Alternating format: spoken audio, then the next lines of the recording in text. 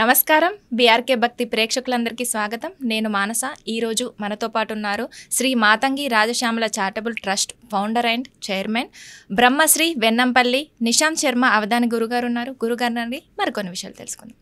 నమస్కారం గురుగారు. మహాదేవ. గురుగారు, మనం గుళ్ళోకి వెళ్ళినప్పుడు కానీ లేదంటే ఇంట్లో కానీ మనం తరచుగా కొబ్బరికాయ కొడుతూ ఉంటాము. కొన్నిసార్లు కొబ్బరికాయకి పువ్వు వస్తుంది, కొన్నిసార్లు కుళ్ళిపోతుంది. అది దేనికి సంకేతం అంటారు? కొబ్బరికాయ కుళ్ళిన కొబ్బరికాయ పువ్వొచ్చిన రెండు శుభ సూచకమే.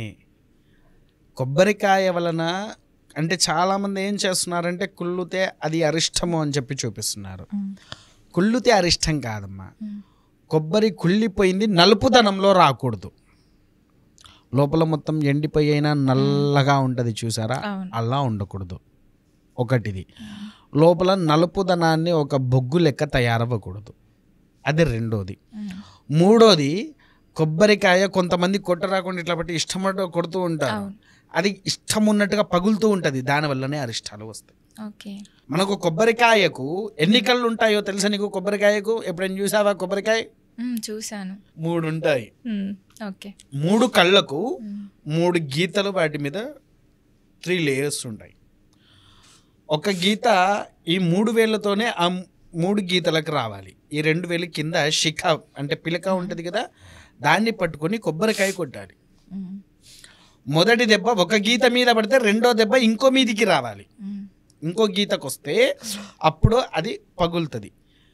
ఇంకొకటి, నిలువుగా పడ్డారు, ఆ ఇంట్లో ఎవరో పిల్లలు పుడుతున్నారు.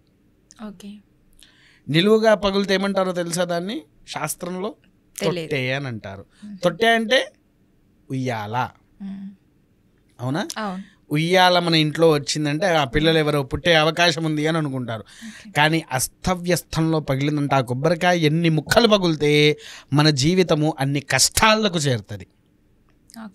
మనకు తెలవకుండా మనం కష్టంలో మనమే ఎంచుకునేటువంటి పద్ధతులు అవి. కొబ్బరికాయ కుళ్ళిపోయిన వాటిని కొంతమంది ఇంకొకటి శాస్త్రంలో కూడా ఏమున్నది అని అంటే, కుళ్ళిపోయిన దాన్ని కడిగి కొట్టిన తర్వాత కడిగి కొద్దిగా కుళ్ళిపోతూ ఉంటాయి కదా కొన్ని కొబ్బరికాయలు, ఆ కొబ్బరికాయను కడిగేసి మళ్ళీ తీసుకుపోయి దేవుడి దగ్గర నివేదన పెట్టవచ్చు. దానికి తప్పులు లేదు. పువ్వు వచ్చినా తప్పులు లేదు. అది ఇంకా ఇక పువ్వు వచ్చిందనంటే మనకి ఏ సమస్యలు ఉన్నా తొలగిపోయినట్టే అని అర్థం. అవునా? నలుపుదనం రాకూడదు. కొబ్బరికాయ అనేటువంటి అస్తవ్యస్తంలో కూడా పగలకూడదు. ఇది మొదలు మనం ఆచరించినప్పుడు సకల క్షేమ యోగ్యత అనేటువంటిది మన వంశానికి, మన కుటుంబానికి ఆ భగవత్పాదులు ఈ కొబ్బరికాయ రూపంలో ఇస్తారు. ఇంకొకటి, కొబ్బరికాయ అంటే ఏంటో తెలుసా? అసలు స్వామివారికి ఇచ్చేటువంటి మాంసక్రతువు కూడా అది. లోపల ఉండేది శుద్ధ జలము. ఏ పండుకైనా ఏ వృక్షానికైనా జీవము ఉంటుంది. అవునా? అవును. ఆ జీవం ఉన్నంతసేపు అది స్వచ్ఛంగా ఉంటుంది. దానికి జీవతత్వం పోయినప్పుడే కుళ్ళిపోవడం అనేది ప్రారంభమవుతుంది. అవునా?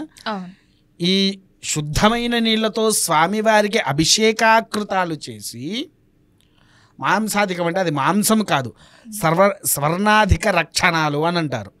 దాన్ని స్వామివారికి నివేదన పెట్టి ఆ కింద ఉండే చిప్పలు ఉంటాయి చూసారా, చిప్పలు అగ్నికి ఆహుతి వెయ్యాలి అని అంటారు. అంటే దేవుడికి ఎప్పుడైతే నువ్వు ఒక కొబ్బరికాయ నివేదన పెట్టావో, ఆ పెట్టినటువంటి కొబ్బరికాయ చిప్ప ఏదైతే ఉంటుందో కొంతమంది తీసుకుపోయి తొక్కుల్లో పడేస్తారు, లేకపోతే ఎక్కడ పడితే అక్కడ కూర్చొని దాన్ని కొట్టి కొబ్బరి ముక్కలు తీసుకొని నోట్లో వేసుకుంటారు.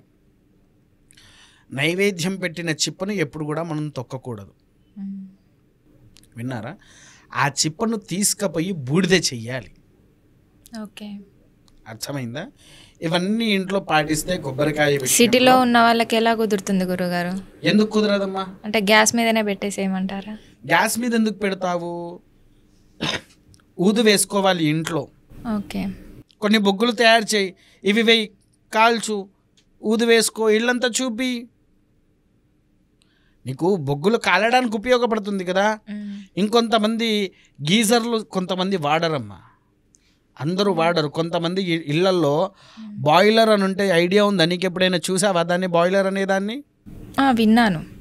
ఎలా ఉంటుంది అందాదా?